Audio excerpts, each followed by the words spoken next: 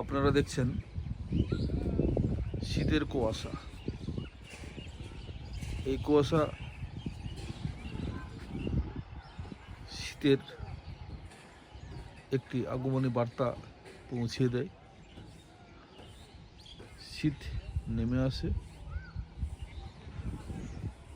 এবং শীতের রাত্রে যখন তাপমাত্রা কমে যায়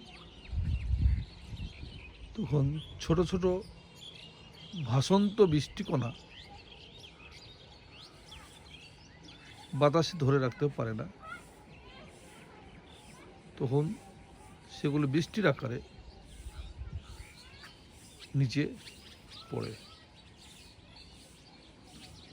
এবং ফোঁটা ফোঁটা বৃষ্টিতে পরিণত হয়।